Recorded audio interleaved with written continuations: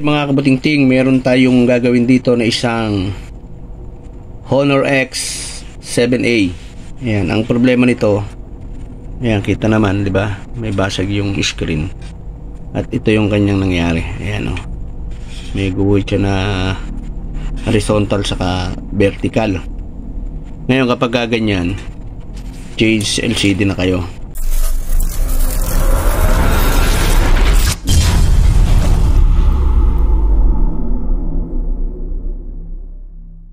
Unang gagawin, tanggalin nyo yung kanyang SIM tray. Ang SIM tray nito ay nasa ibabaw. Ayan, o. Yan. Pangalawa, ito, initan nyo. Kung wala kayong hot air, gamitan nyo ng blower. Ayan, iwasan nyo lang yung camera. Ayan. Kapag nainitan kasi yan, lalambot yung kanyang adhesive. Madali na natin siyang tanggalin. Ayan. Pagkat ito jelly naman to kaya lang ang problema pagka madikit, ang nangyayari nababaklas yung cover niya na to, parang sticker. Gamit kayo ng curve, manipis lang kasi ito ayan nabebend siya. Tapos dito sa side na to, unahin nyo pag ganyan. Ayan. Pagka kasi ayan, madali na siya malambot pagka nainitan. Hindi katulad nung ipopersahin nyo, baka mabaklas tong sticker niya itong kulay itim na yun. Ayan. Dating dito, ingat kayo kasi ito, yung fingerprint niya nandito sa may volume, ayan, sa power button, side button niya. Kaya igsian nyo lang to pag ganyan, para hindi siya maputol yung kanyang flex. Ayan, paikot. Ngayon pagka naikutan nyo na siya, angat nyo. Ayan, dahan-dahan lang dito. Ayan, yun, ito yung sinasabi ko kanina. Ayan, ito yung flex nung ating fingerprint. Ayan.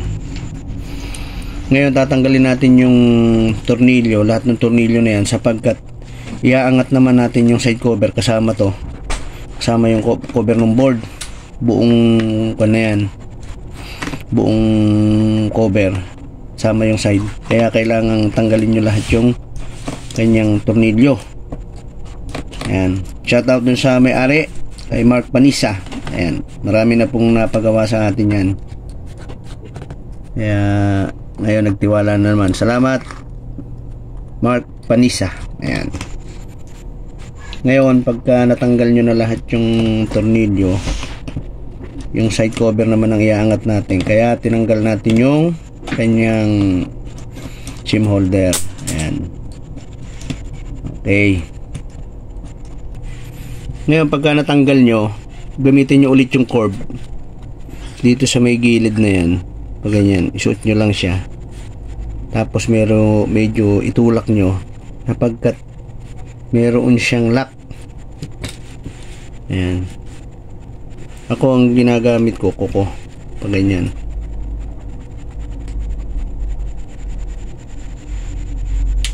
Ayan,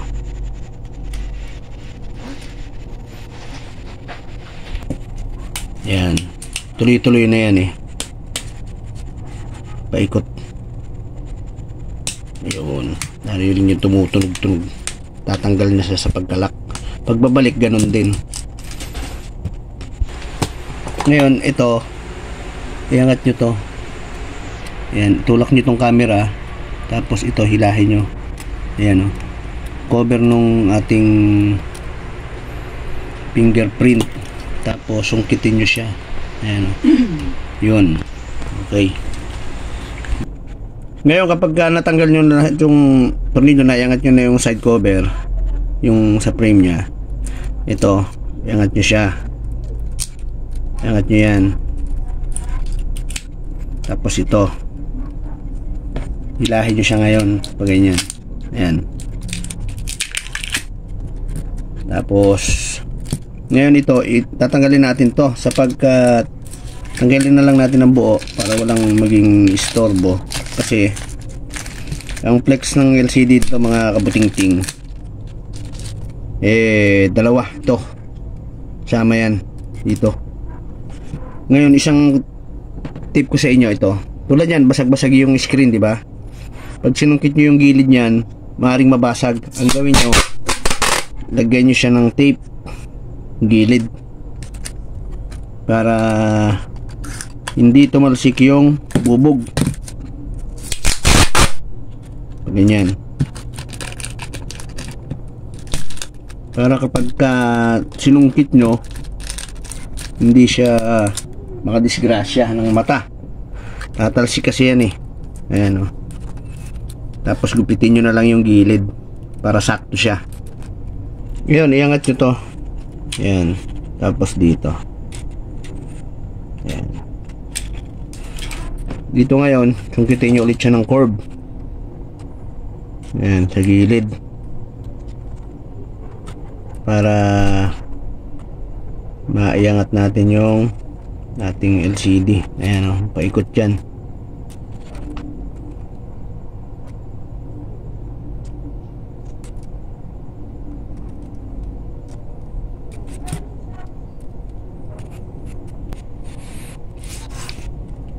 Yan, tulad nito sumasabit yung sumasabit yung bubog, narinig nyo tumutunog kapag basag-basag na siya Ayan ang iingatan nyo. Tapos dito, ayan ito yung speaker cover nya kailangan maiwan yun para ayan, medyo ingat talaga dito pag ganitong may basag. Kaya naikutan na natin, ayan kita nyo, angat nyo siya, ayan yung sinasabi ko. Ito yung sa LCD nya, ganyan yung LCD nya. Ngayon lilinisin natin tong frame sapagkat may mga naiwan siya. Ayan nakikita nyo, ayan may mga naiwan. Kailangan malinis yan para pagka nilapat natin yung panibagong LCD, lapat na lapat siya, hindi siya nakaumbok, nakaalsa. Medyo dahan-dahan lang kayo sapagkat bubog yan, madisgrasya yung inyong mata. Kaya ako nakasalamin pagka ganitong may basag yung LCD na nire-repair ko. Isang tip yun para hindi matalsikan yung ating mata. Pag natalsikan yung mata natin, maaari tayong mabulag. Ayan, check lang natin, dami pa siyang naiwan ayan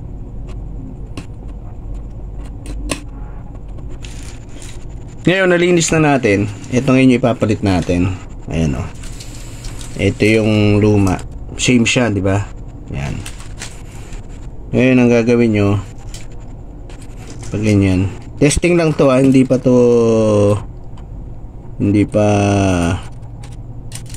nakapix siya na, isuot nyo siya dyan. Tapos itong yan, pag ganyan, tapos kabit natin, susunod natin yung battery. Bali hindi pa nadikit to, titestingin lang natin para kung merong diferensya yung LCD na nabili natin, pwede natin siyang ipalit doon sa pinagbilihan natin. Yan, tiwala naman tayo doon sa ating kinukuhanan.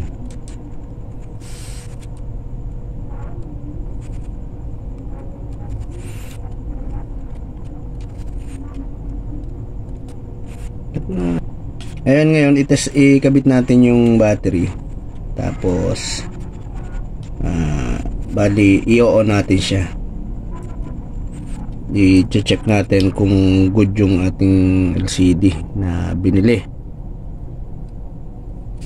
Kapag ka okay, i-fix na natin.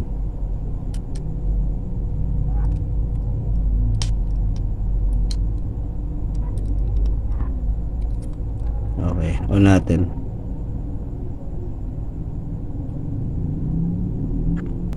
Ay, mga kabuting-ting, bumukas na. Hintayin lang natin saglit. Ayan mga kabuting-ting, binuksan na natin. Ayan. Ayan, okay siya. Ngayon kukuha tayo ng isang application na igagalaw natin. Halimbawa itong Shopee. Igagalaw nyo ganyan yan. Kailangan buong buong paikot gumana yan. Ayan.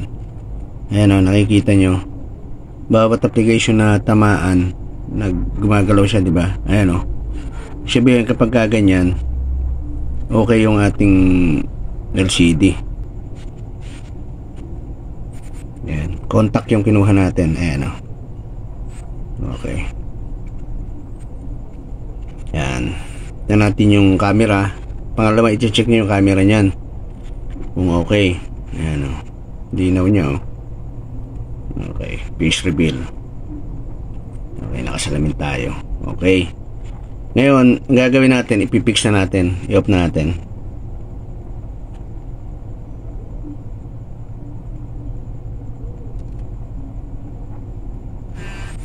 At didikitan na natin siya mga kabuting-ting. Tanggalin yung battery. Yan. At bubuhayin na natin. Yan mga kabuting-ting, dikitan natin. Simulan nyo rito pag ganyan. Bali, paikot yan. Para lumapat yung ating LCD, hindi makita yung backlight.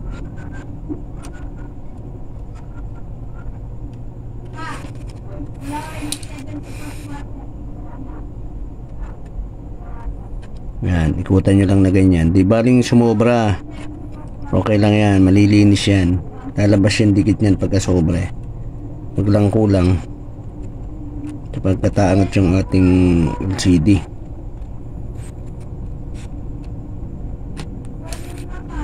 Yan. Dito.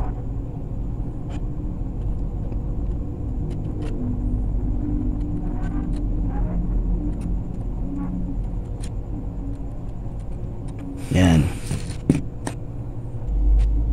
Yan, ngayon isuot natin to. Hanggang sa ginawa natin kanina.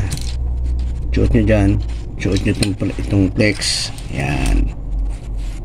Tapos ilalapat na natin. Tulak nyo siyang pataas muna, tapos pababa, tapos pa side, kaliwa, pa kanan, para lumapat siya.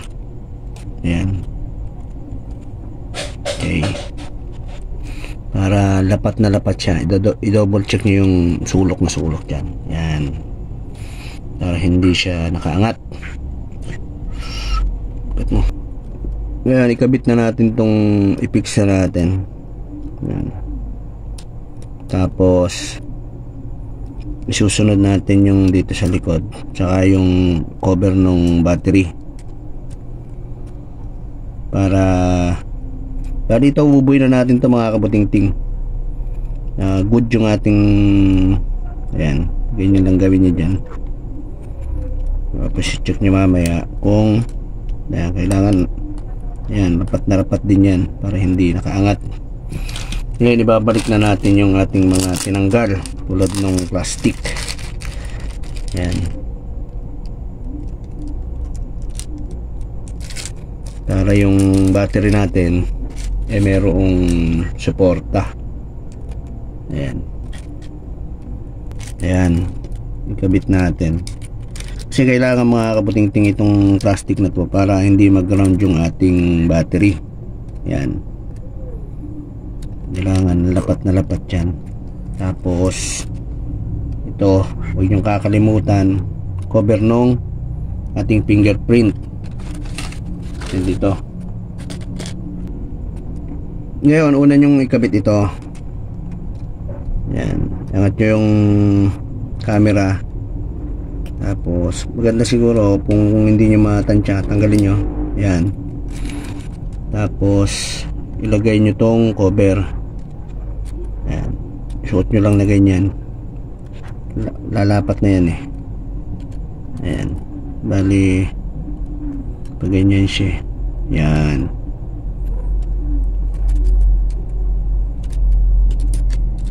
Tapos kabit nyo to para yung tornilyo. Yan. Tutunog yan eh. Yun o.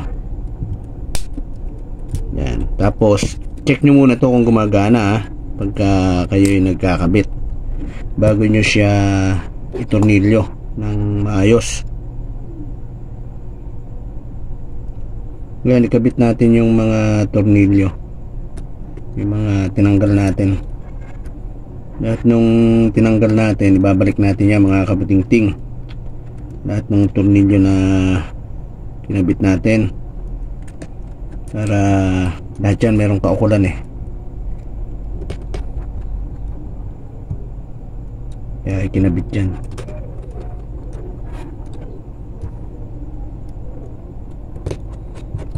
Tapos pagkatapos natin maikabit lahat ng mga tornilyo, ang gagawin natin, ilalagay natin yung back cover. Tapos didikitan din natin siya, lalagyan natin siya ng clamp sapagkat kailangan i-clamp natin para lapat na lapat yung back cover natin saka yung ating LCD. Ayan. Ayan mga kabutingting, isang tornilyo na lang ikakabit natin. Tapos isusunod natin yung itong back cover. Lalagyan din natin siya ng dikit. Ayan, paikot.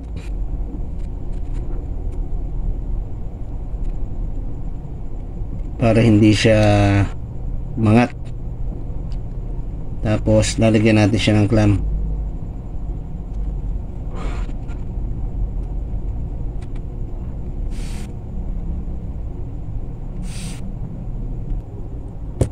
Kaya mga kabutingting, ikabit natin. Kaya paglalapat niyan, ganun din. Tulak niyo muna pababa. Tutunog yan eh. Taas pataas. Lalapat naman yan. Pagka ayan, pataas. Tutunog yan pagka okay. Okay. Ngayon lalagyan natin siya ng clamp. At kalahating oras natin siyang patutuyuin.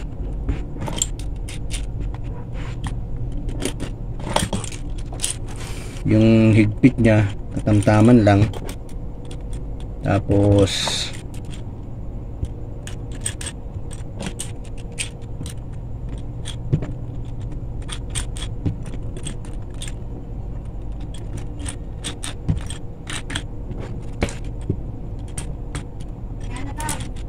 yan, tayo natin mga kabutingting kalahating oras. Tamang higpit lang.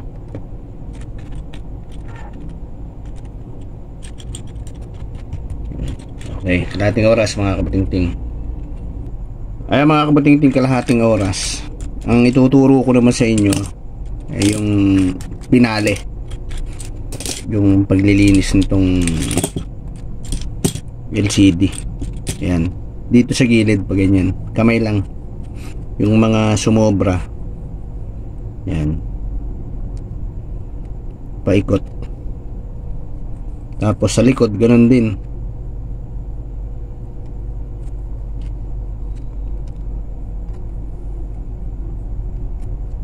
Yan dito.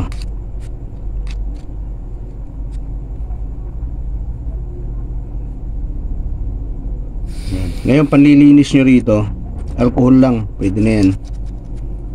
Ayan. Para matanggal. Ayan o, malinis siya.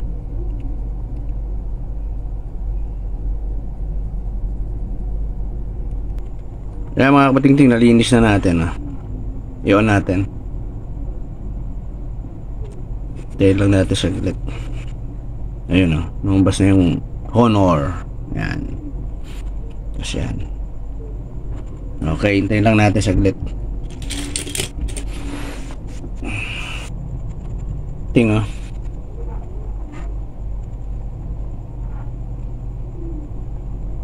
Yun.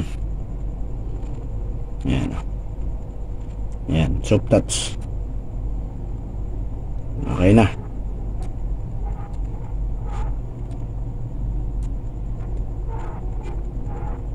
Okay, magagamit na nung may-ari.